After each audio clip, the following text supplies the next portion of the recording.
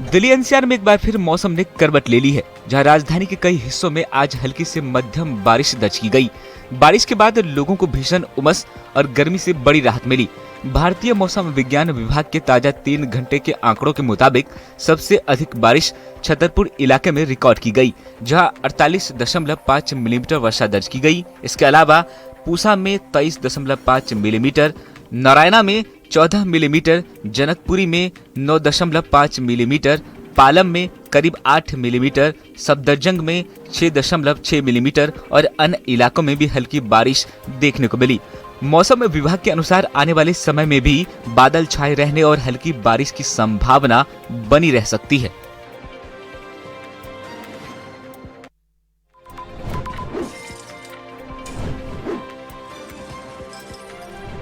Social media platforms पर बच्चों के यौन शोषण से जुड़े आपत्तिजनक कंटेंट को लेकर सरकार ने सख्त रुख अपनाया है। इंस्टाग्राम, फेसबुक और व्हाट्सएप जैसी सेवाएं चलाने वाली कंपनी मेटा को इस तरह के कंटेंट को तुरंत हटाने के निर्देश दिए गए हैं। सूत्रों के मुताबिक सरकार ने स्पष्ट किया है कि यदि मेटा की ओर से इस मामले में संतोषजनक जवाब नहीं दिया जाता है तो कंपनी के खिलाफ कानूनी कार्रवाई भी की जा सकती है। ये कदम बच्चों की ऑनलाइन सुरक्षा को मजबूत करने और सोशल मीडिया प्लेटफॉर्म्स पर गैर कानूनी कंटेंट पर रोक लगाने के उद्देश्य से उठाया गया है। फिलहाल सरकार की ओर से इस पूरे मामले पर कड़ी निगरानी रखी जा रही है।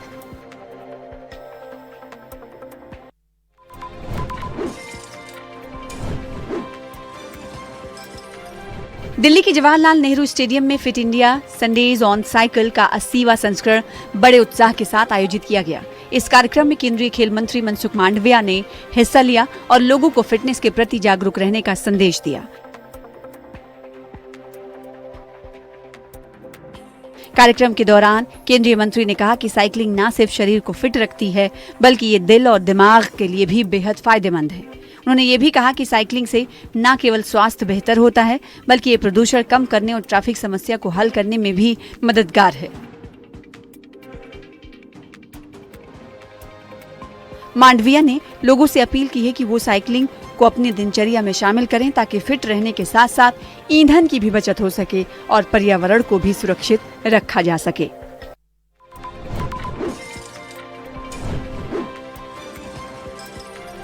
गौतम बुद्ध नगर में सरकारी विभागों में शिकायतों के निस्तारण को लेकर आम लोगों की नाराजगी सामने आई है। जून महीने के फीडबैक में बड़ी संख्या में लोगों ने शिकायतों के समाधान की गुणवत्ता पर असंतोष जताया। आंकड़ों के मुताबिक कुल 722 फीडबैक में से 299 लोगों ने शिकायत निस्तारण पर असंतुष्टि दर्ज कराई, यानी करीब 41% लोग विभागों की कार्यशैली से संतुष्ट नहीं है। सबसे ज्यादा असंतोष दादरी के एसडीएम और आपदा विभाग के कामकाज को लेकर देखने को मिला। मामले की समीक्षा के दौरान अधिकारियों की रैंकिंग सुधारने के निर्देश दिए गए। साथ ही साफ चेतावनी भी दी गई कि जिन विभागों का संतुष्टि फीडबैक 50% से कम रहेगा वहां विभागाध्यक्षों का वेतन रोके जाने जैसी कार्रवाई भी की जा सकती है।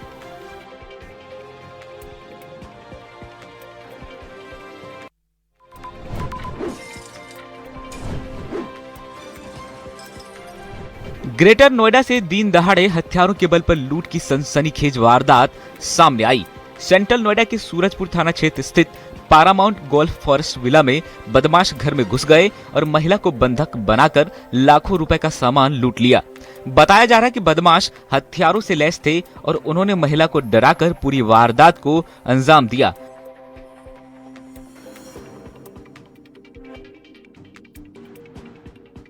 घटना के बाद इलाके में हड़कंप मच गया और पुलिस मौके पर पहुंचकर जांच में जुट गई। फिलहाल पुलिस आसपास लगे सीसीटीवी कैमरों की फुटेज खंगाल रही है और बदमाशों की पहचान कर उनकी तलाश की जा रही है। इस वारदात ने एक बार फिर हाई प्रोफाइल रिहायशी इलाके की सुरक्षा व्यवस्था पर सवाल खड़े कर दिए हैं।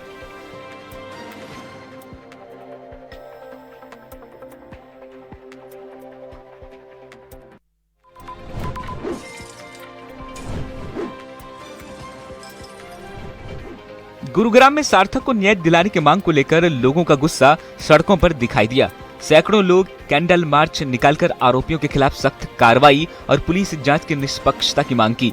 सार्थक के घर से शुरू होकर गलेरिया मार्केट तक निकाले गए इस कैंडल मार्च में गुरुग्राम ही नहीं बल्कि दिल्ली एनसीआर के कई लोग भी शामिल हुए।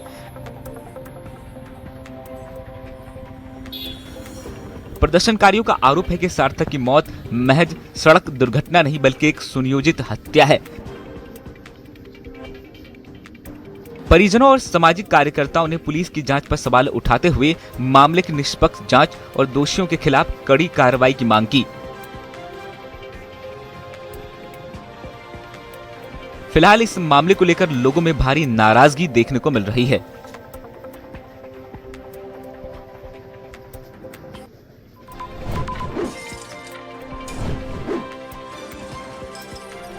मेरठ में लूट की वारदातों में शामिल बदमाशों के साथ पुलिस की मुठभेड़ हुई। थाना किट्ठोर पुलिस ने जवाबी कार्रवाई में एक बदमाश को पैर में गोली मारकर घायल कर दिया, जबकि उसका दूसरा साथी भागने के दौरान गिरकर घायल हो गया। दोनों आरोपियों को गिरफ्तार कर लिया गया है। पुलिस के मुताबिक चेकिंग के दौरान संदिग्ध बाइक और स्कूटी सवार बदमाशों को रोकने की कोशिश की गई, लेकिन उन्होंने भागने के साथ पुलिस पर फायरिंग कर दी। आत्मरक्षा में पुलिस ने जवाबी कार्रवाई की, जिसके बाद दोनों आरोपी पकड़े गए। गिरफ्तार बदमाशों के कब्जे से अवैध तमंचा, कारतूस, लूटी गई मोटरसाइकिल, मोबाइल फोन, वारदात में इस्तेमाल स्कूटी और लूटे गए 10,800 रुपए नगद बरामद किए गए। पुलिस अब आरोपियों के आपराधिक रिकॉर्ड और अन्य मामलों में उनकी संलिप्तता की भी जांच कर रही है।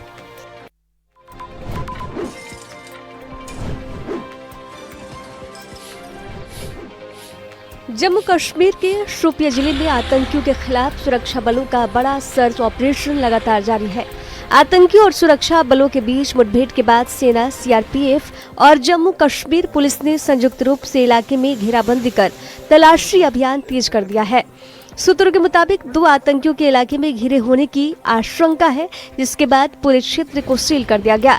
किसी भी तरह की आतंकी गतिविधि को रोकने के लिए सुरक्षा बलों ने रणनीतिक तरीके से ऑपरेशन को आगे बढ़ाया है।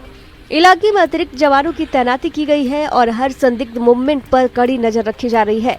फिलहाल ऑपरेशन जारी है और सुरक्षा एजेंसियां आतंकियों को पकड़ने या ढेर करने के लिए लगातार कार्रवाई कर रही है।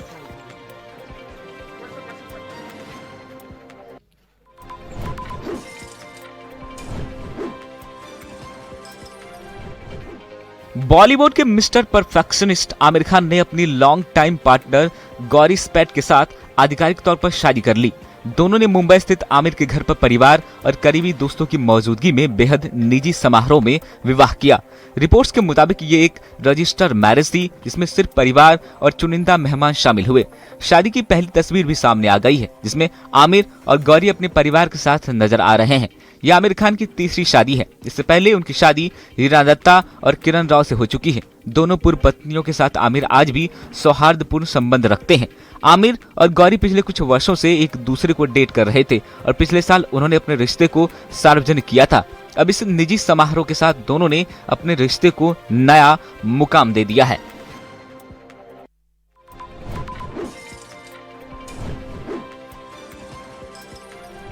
हॉर्मुज जलडमरू मद से जुड़े वैश्विक संकट के बीच भारत के लिए राहत भरी खबर सामने आई।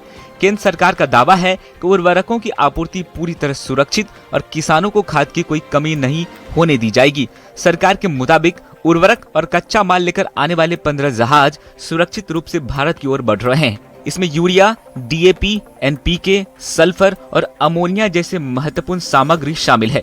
दुनिया के 28 भारतीय मिशनों ने विभिन्न देशों के साथ समन्वय कर उर्वरकों की आपूर्ति सुनिश्चित करने में अहम भूमिका निभाई।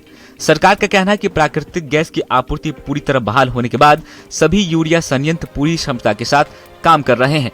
पहली तिमाही में यूरिया और डीएपी का उत्पादन तय लक्ष्य से अधिक रहा। वहीं देश में फिलहाल उर्वरकों का पर्याप्त भंडार मौजूद है, जिससे खरीफ सीजन के दौरान किसानों को किसी तरह की परेशानी नहीं होगी।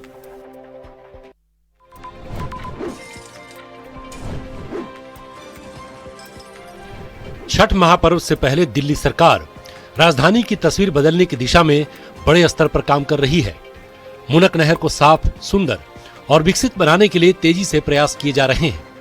इसी कड़ी में मुख्यमंत्री रेखा गुप्ता खुद मुनक नहर पहुंची और चल रहे सफाई और सौंदर्यीकरण कार्यों का मौके पर निरीक्षण किया। उन्होंने अधिकारियों से प्रगति रिपोर्ट ली और साफ निर्देश दिए कि काम को तय समय से पहले पूरा किया जाए, ताकि छठ पर्व से पहले यहाँ का पूरा स्वरूप बदल सके। सरकार का फोकस है कि मुनक नहर को न सिर्फ स्वच्छ बनाया जाए, बल्कि इसे एक बेहतर और आकर्षक सार्वजनिक स्थान के रूप में विकसित किया जाए, जिससे लोगों को सीधा लाभ मिल सके। वहीं हमारी संवाददाता सना वारिस ने मौके पर पहुंचकर सबसे बातचीत की मुनक नहर पर क्या काम चल रहा है और इसका आम लोगों को क्या फायदा मिलेगा।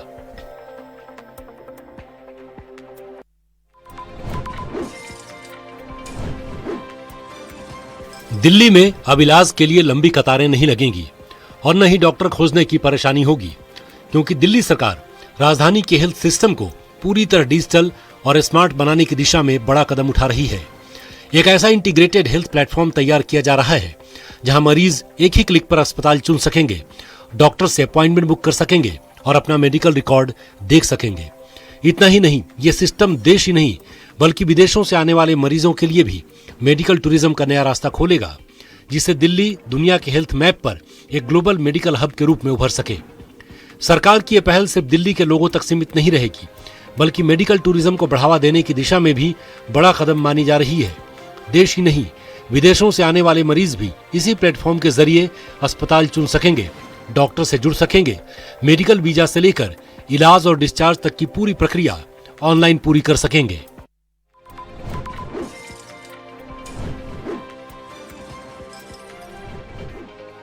दिल्ली जिमखाना क्लब ने अपने खिलाफ जारी शो कॉज नोटिस को चुनौती देते हुए दिल्ली हाई कोर्ट का दरवाजा खटखटाया है। क्लब की ओर से दायर याचिका पर सोमवार को सुनवाई होगी। ये मामला जस्टिस अवनीश झिंगन की बेंच के समक्ष सूचीबद्ध है। फिलहाल याचिका में उठाए गए विस्तृत कानूनी आधार सार्वजनिक नहीं हुए हैं। माना जा रहा है कि सुनवाई के दौरान क्लब की आपत्तियों और नोटिस से जुड़े तथ्यों पर अदालत में विस्तार से चर्चा होगी।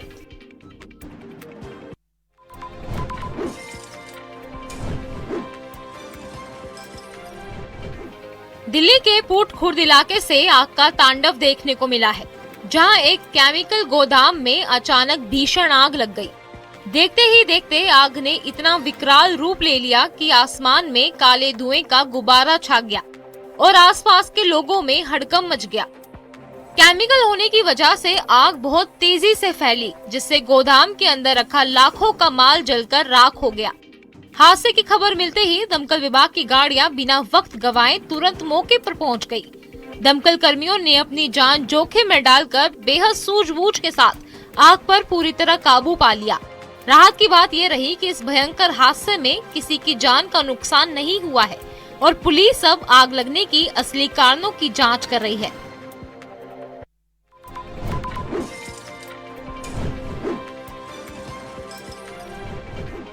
दिल्ली के चंदन होला इलाके से आग के तांडव की एक बड़ी खबर सामने आई है, जहां एक फैक्ट्री में अचानक भयानक आग लग गई। आग इतनी तेजी से फैली कि देखते ही देखते पूरी फैक्ट्री को अपनी चपेट में ले लिया, जिससे इलाके में पूरी तरह हड़कंप मच गया। आसमान में उठती आग की गगनचुंबी लपटें और काले धुएं को देखकर आसपास के लोग डर के मारे घरों से बाहर निकल गए।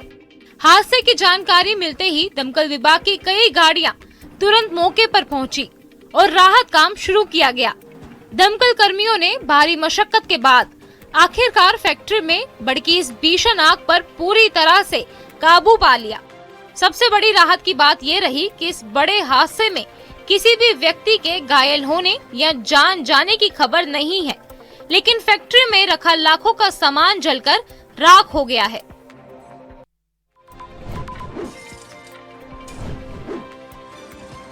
हरियाणा के बहादुरगढ़ से इस वक्त की एक बहुत बड़ी और सनसनीखेज खबर सामने आ रही है, जहां पुलिस और बदमाशों के बीच हुई खूनी मुठभेड़ में लॉरेंस गैंग के 2 खूंखार शूटर ढेर हो गए हैं।